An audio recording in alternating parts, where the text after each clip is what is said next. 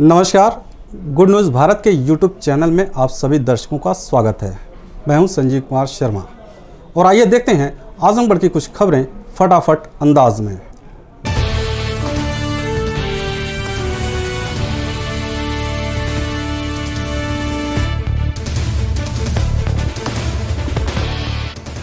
आजमगढ़ जिले में दिल्ली से आए एक व्यक्ति की जांच रिपोर्ट कोरोना पॉजिटिव आई है, जिसे L1 हॉस्पिटल इटौरा चंडेश्वर में आइसोलेट कराया गया है। मुख्य चिकित्सा अधिकारी डॉक्टर A.K. मिश्रा ने इसकी पुष्टि की है। CMO ने बताया कि तहसील बूढ़नपुर के कोयलसा के व्यक्ति ने दिल्ली में जांच कराई थी वह घर आ गया था। उसे संस्थागत क्वारंटाइन कराया गया था। उसके स्वजन और संपर्कियों का सैंपल भी जाँच के लिए भेजा जाएगा। कंटेनमेंट जोन का निर्धारण तहसील से आने वाली रिपोर्ट के आधार पर किया जाएगा। इस प्रकार जिले में कोरोना पॉजिटिव मरीजों की संख्या 156 हो गई है, जबकि 3 संक्रमित मरीजों की पहले ही मौत हो चुकी है। स्वस्थ होने के बाद 52 व्यक्ति डिस्चार्ज किए जा चुके हैं। अब सक्रिय मरीजों की संख्या 101 हो गई है। आजमगढ़ जिलाधिकारी राजेश कुमार ने दवा विक्रेताओं को सख्त निर्देश दिया है कि सैनिटाइजर व थर्मल स्कैनर की बिक्री रेट बढ़ाकर न की जाए। उन्होंने मॉल, रेस्टोरेंट, होटल और अन्य प्रतिष्ठानों में शारीरिक दूरी का कड़ाई से अनुपालन कराने के लिए भी निर्देशित किया है। जिलाधिकारी ने कहा कि एक समय में दुकानों पर 5 से ज़्यादा व्यक्ति एकत्र न हों। दुकानों में प्रवेश द्वार पर ग्राहकों को हाथ सैनिटाइज जरूर कराया जाए। उन्होंने कहा कि यदि कोई प्रतिष्ठान या ग्राहक कोरोना के रोकथाम के उपायों का अनुपालन नहीं करता है तो उसके विरुद्ध दंडात्मक कार्रवाई की जाएगी। आजमगढ़ नगर पालिका प्रशासन ने शहर के कई मोहल्लों के साथ ही सरकारी व निजी संस्थानों तथा अखबार के दफ्तरों को सैनिटाइज किया। इसके साथ ही शहर के सभी कंटेनमेंट जोन, पुलिस लाइन परिसर व सदर अस्पताल में भी सैनिटाइजेशन का काम किया गया। पालिका अध्यक्ष शीला श्रीवास्तव के प्रतिनिधि प्रणीत श्रीवास्तव हनी ने कहा कि इस वैश्विक महामारी कोरोना पर विजय हासिल करने के लिए जागरूकता सबसे जरूरी है। उन्होंने कहा कि पालिका प्रशासन का जो दायित्व है उसे पालिका प्रशासन ईमानदारी से निभाता रहेगा। यदि किसी व्यक्ति को ऐसा लग रहा हो कि पालिका का कर्मचारी या अधिकारी अपने दायित्वों के प्रति उदासीन है तथा शहर में साफ सफाई और सैनिटाइजेशन का काम सही ढंग से नहीं हो रहा है तो वह सीधे उनको अवगत कराएं। हर नगरवासी की समस्या का त्वरित समाधान किया जाएगा। आजमगढ़ जिले में निर्धारित प्रारूप में समय से सूचना न उपलब्ध कराने पर जिले के सभी ADO पंचायत को नोटिस जारी किया गया है। जिलाधिकारी ने सभी को निर्देशित किया है कि निर्धारित प्रारूप पर पत्र प्राप्ति के 1 सप्ताह के अंदर सूचना उपलब्ध कराना सुनिश्चित करें, जिससे IPO में कार्मिकों को वेतन डाटाबेस ट्रेजरी में फीड कराया जा सके, अन्यथा जून का वेतन दे नहीं होगा। इसके लिए ADO पंचायत स्वयं जिम्मेदार होंगे। जिलाधिकारी ने बताया कि निदेशक कोषागार ने कार्मिकों के वेतन डाटाबेस के संबंध में दिशा निर्देश दिए गए थे। महालेखाकार कार्यालय द्वारा IPO में कार्मिकों के वेतन डाटाबेस का परीक्षण कराया गया तो उसमें त्रुटियां मिली।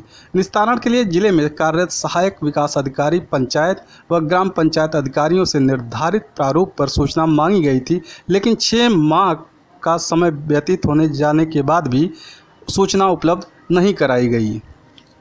आजमगढ़ जिले के मेहनगर थाना क्षेत्र के करहनुआ गांव में विवाहिता की संदिग्ध हालत में मौत के मामले में पुलिस ने पति, ससुर समेत 8 लोगों पर मुकदमा दर्ज किया है। आरोपियों की गिरफ्तारी के लिए पुलिस दबिश दे रही है। बता दें कि मेहनगर थाना क्षेत्र के करहनुआ गांव में 38 वर्षीय रीता देवी की संदिग्ध अवस्था में मौत हो गई थी। परिजनों ने बिना किसी को सूचना दिए शव का अंतिम संस्कार भी कर दिया था। ग्रामीणों के माध्यम से जानकारी मायके वालों को हुई। मृतका के पुत्र व पुत्री ननिहाल में ही रहकर पढ़ते थे। इसके पीछे कारण परिवार के लोगों द्वारा विवाहिता को प्रताड़ित किया जाना था। मृतका के बेटे ने ही घटना के बाबत थाने में तहरीर दी थी और पिता समेत परिवार के अन्य सदस्यों पर हत्या कर साक्ष्य मिटाने के लिए शव को जला देने का आरोप लगाया था।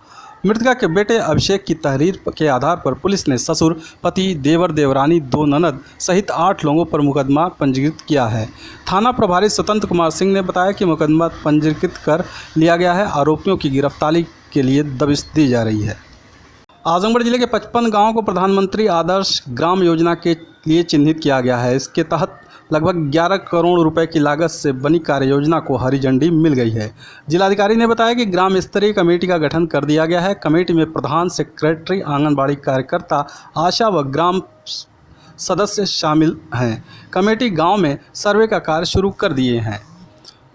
उन्होंने बताया कि प्रशासन से अनुमोदन के बाद प्रस्ताव शासन को भेजा जा रहा है। बजट मिलते ही संबंधित गांवों को आदर्श गांव बनाने का काम शुरू कर दिया जाएगा। प्रत्येक गांव को 20-20 लाख रुपए से संवारा जाएगा। इसके लिए कार्ययोजना पूरी हो चुकी है। प्रधानमंत्री आदर्श ग्राम योजना के तहत जिले में 55 गाँवों को चिन्हित किया गया है। इसमें अनुसूचित जाति व जनजाति के 50% आबादी वाले गाँवों को शामिल किया गया है। इसके लिए प्रत्येक गांव में 20-20 लाख रुपए से विकास कार्य कराकर संबंधित गांवों को आदर्श गांव घोषित किया जाना है। आजमगढ़ शहर कोतवाली क्षेत्र के मुकेरीगंज मोहल्ले में नशे में धुत पति ने पत्नी को कमरे में बंद कर जिंदा जलाने का प्रयास किया। पड़ोसियों की तत्परता से उक्त महिला सकुशल बच गई। मौके पर पहुंची पुलिस ने आरोपित पति को गिरफ्तार कर लिया।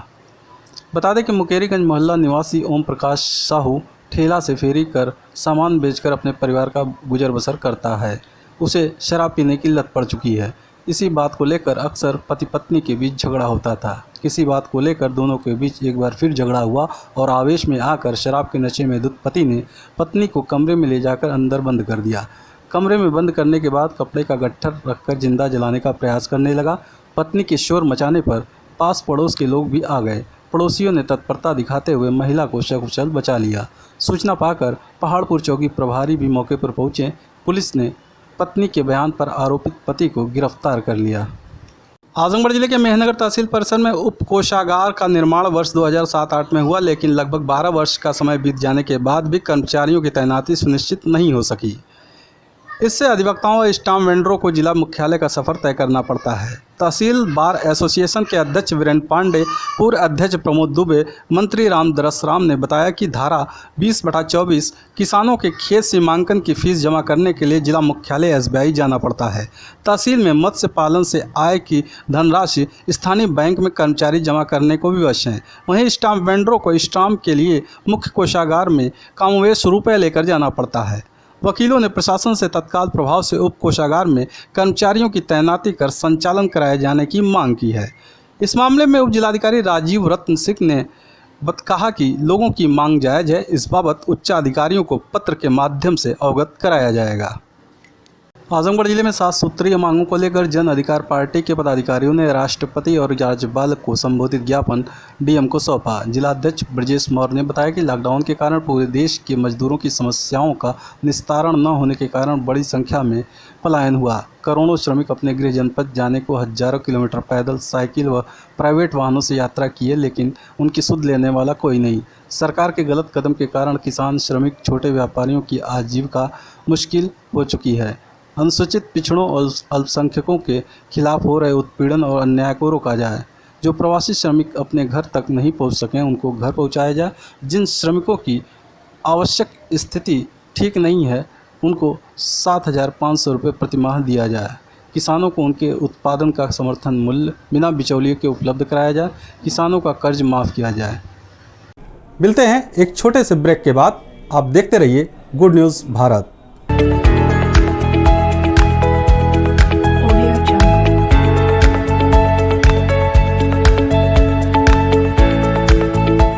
ब्रेक के बाद एक बार फिर आपका स्वागत है।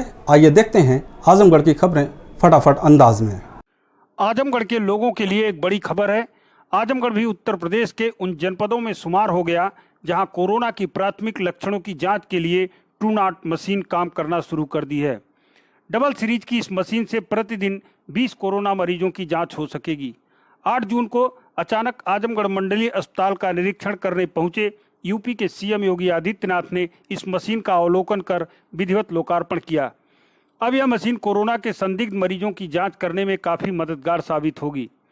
निरीक्षण के दौरान जिला अस्पताल में सीएम योगी ने अस्पताल के pathology lab, emergency ward, CT scan ward, साफ सफाई, चिकित्सकीय व्यवस्था व दवा की उपलब्धता के बारे में निरीक्षण कर जानकारी प्राप्त की।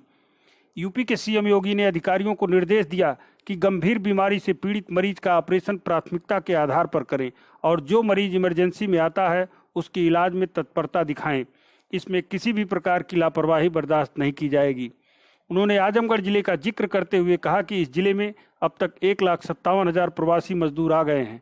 1 मई से अब तक 85,700 प्रवासी मजदूर आए हैं, जिसमें 54,000 प्रवासी मजदूरों व कामगारों के भरण पोषण के लिए 1,000 रुपये की सहायता राशि उपलब्ध करा दी गई है। प्रदेश सरकार इन प्रवासी श्रमिकों को स्वयं रोजगार से जोड़ने के लिए कृत संकल्प है और इस दिशा में तेजी से कार्य हो रहा है। आप खुद सुनिए यूपी के मुख्यमंत्री योगी आदित्यनाथ ने आजमगढ़ दौरे में किन किन उपलब्धियों का बखान किया। और मुझे प्रसन्नता है कि इसने कार्य करना प्रारंभ कर दिया है। सभी 75 जनपदों में मशीन उपलब्ध कराई जा रही है, सभी मेडिकल कॉलेजेस में मशीन उपलब्ध कराई जा रही है। यानी अब इमरजेंसी की सेवाएं, सेमी इमरजेंसी की सेवाओं को भी हम लोग पूरी स्वतंत्रता के साथ कर पाएंगे और बड़ी मात्रा में लोगों को इससे राहत मिलेगी। यह कार्य आज यहाँ पर मैं इसी का निरीक्षण करने के लिए आया था। मैंने अभी समीक्षा की है। आजमगढ़ में 1,57,000 प्रवासी कामगार और श्रमिक आया है, जिसमें से 85,900 से अधिक केवल पहली मई से यहाँ पर आया है। अब तक 54,000 प्रवासी कामगार और श्रमिक है और अन्य निर्माण श्रमिक है, उसे भरण पोषण भत्ता भी दिया जा चुका है। यानी 1,000 रुपये का भरण पोषण भत्ता हम लोगों ने आजमगढ़ जिले में ही उपलब्ध करा दिया है। अगर प्रदेश के अंदर हम देखेंगे तो इस ऐसे 34 लाख से अधिक लोगों को ये सुविधा हम उपलब्ध करा चुके हैं। निर्माण श्रमिकों को दूसरी बार भी हम दे चुके हैं। उनमें 19 लाख ऐसे लोग हैं जिन्हें दूसरी बार भरण पोषण भत्ता मिल चुका है। प्रदेश के अंदर हम लोगों ने 86,71,000 वृद्धावस्था पेंशन, विधवा पेंशन, दिव्यांग पेंशन, पुष्टावस्था पेंशन धारकों को भी पेंशन की राशि समय से देने के साथ साथ 1,000 रुपये इस कोरोना संकट के दौरान अतिरिक्त उपलब्ध कराया है। पीएम पैकेज में पैसा उन्हें उपलब्ध हुआ है। प्रदेश के अंदर 3,56,00,000 जनधन अकाउंट धारी ऐसे हैं जिन्हें 500 रुपये प्रति माह इस अप्रैल, मई और जून का उनके अकाउंट में जा चुका है। 2,04,00,000 किसान प्रधानमंत्री किसान सम्मान निधि में 2,000 रुपये हर महीने अप्रैल, मई में प्राप्त कर चुके हैं। जून में ये प्रक्रिया आगे बढ़ रही है। राशन 18 करोड़ लोगों को छठी बार राशन की प्रक्रिया प्रदेश के अंदर वर्तमान में वितरित हो रही है। यानी ये सारे कार्य गरीबों के भलाई के लिए और कोरोना संकट से प्रत्येक नागरिक को उभारने के लिए किए जा रहे हैं। आदरणीय प्रधानमंत्री जी ने 20 लाख करोड़ रुपए का पीएम पैकेज दिया है और पीएम पैकेज के माध्यम से बड़ी संख्या में लोग इससे लाभान्वित हो रहे हैं। हमें विश्वास है कि ये जो पीएम पैकेज है, इस पीएम पैकेज के माध्यम से अधिक से अधिक लोग। यूपी के आजमगढ़ जिले में पहुंचे सूबे के मुखिया योगी आदित्यनाथ ने खास तौर से पार्टी कार्यकर्ताओं को निर्देश दिया है कि वह कोरोना त्रासदी के दौरान जितने भी प्रवासी श्रमिक अपने गांव आए हैं, उनमें जो भी जरूरतमंद हैं, उनको प्रत्येक कार्यकर्ता सेवा समझकर उनकी आवश्यक जरूरतों को सरकार की विभिन्न योजनाओं से जोड़ने में मदद करे। संगठन और प्रशासन मिलकर इस कार्य में तेजी लाए। उन्होंने कहा कि चाहे राजस्थान का कोटा शहर रहा हो या अन्य प्रांतों से छात्रों को आने के लिए बस की जरूरत रही हो, या फिर देश के किसी भी हिस्से से उत्तर प्रदेश के प्रवासी श्रमिक मजदूरों को ट्रेन से ले आने का काम रहा हो, यूपी सरकार ने बहुत ही मजबूती से इस दिशा में काम किया। प्रदेश सरकार ने अपने किए गए कार्य को एक सेवा कार्य बताया और कहा कि प्रत्येक कार्यकर्ता इसी सेवा भाव से उन श्रमिकों की मदद करे। पार्टी पदाधिकारियों ने भी योगी आदित्यनाथ को इस निर्देश के तहत तन मन से कार्य करने का भरोसा दिलाया। आप सुनिए पार्टी पदाधिकारियों की बात। कोविड-19 के दौरे पर आए प्रमुख रूप से जो प्रवासी मजदूर आए हैं और जो कोरोना संक्रमित लोग हैं, उनके समुचित इलाज की क्या व्यवस्था है, और जो प्रवासी मजदूर आए हैं उनका जो विजुअल सर्वे करा के उनको रोजगार से जोड़ने का एक बिंदु प्रमुखता से है कि जनपद में उनको कैसे इस कोरोना महामारी संकट की घड़ी में उनको रोजगार से जोड़ा जाए और वो रोजगार के माध्यम से जनपद में रोजगार की योजनाओं को आगे बढ़ाएंगे और उनको कहीं अन्यत्र शहरों में रोजगार के नहीं जाना पड़ेगा, वो घर परिवार में इंतजाम। क्या कहना? आज उत्तर प्रदेश के यशस्वी मुख्यमंत्री योगी आदित्यनाथ जी का आगमन हुआ और आजमगढ़ जनपद के कोरोना संक्रमण के विषय में हम लोगों से विस्तृत जानकारी ली और उत्तर प्रदेश सरकार द्वारा चलाए जा रहे जो सेवा कार्य हैं उस पर उन्होंने विशेष रूप से फोकस किया और हम सभी पदाधिकारियों से उन्होंने कहा है कि जनप्रतिनिधि और संगठन के पदाधिकारी जो भी सरकार की योजनाएं हैं उसकी ठीक ढंग से मॉनिटरिंग करें और ये सुनिश्चित कराएं कि जो भी व्यक्ति कोरोना से श्रमिक हो, मजदूर हो, गरीब हो,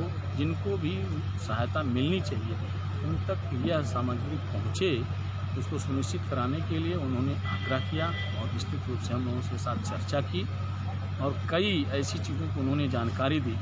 उन्होंने कहा कि हमने कोटा से विद्यार्थियों को, इलाहाबाद से विद्यार्थियों को लाने का काम किया और ट्रेनों से उत्तर प्रदेश के जो श्रमिक हैं अन्य प्रदेशों में थे उनको भी भारी पैमाने पे आजमगढ़ नहीं पूरे उत्तर प्रदेश में लाने का काम किया है। ऐसे तमाम लोग, एक विशेष बात आई कि जो लोग कहीं पैदल से, ट्रक से, अपने साधनों से आए जिनका कहीं इनरोल नहीं हुआ, उसके लिए भी सरकार योजना बना करके उनका सर्वे करा रही है और सर्वे कराने के बाद उनको भी यथोचित सहायता सरकार प्रदान करेगी और उसके लिए उन्होंने कहा कि संगठन भी लग करके उस जो इनरोल नहीं है उनको उनकी सूची बनवाएं और उनको इनरोल। इसके पूर्व कोरोना महामारी की रोकथाम के मद्देनजर उसकी तैयारी का जायजा लेने निकले यूपी के सीएम हेलीकॉप्टर से आजमगढ़ पुलिस लाइन मैदान में उतरे। इसके बाद पुलिस लाइन सभागार में सबसे पहले पार्टी कार्यकर्ताओं से मुलाकात की। इसके बाद वह आजमगढ़ के मंडलीय चिकित्सालय का निरीक्षण करने रवाना हो गए।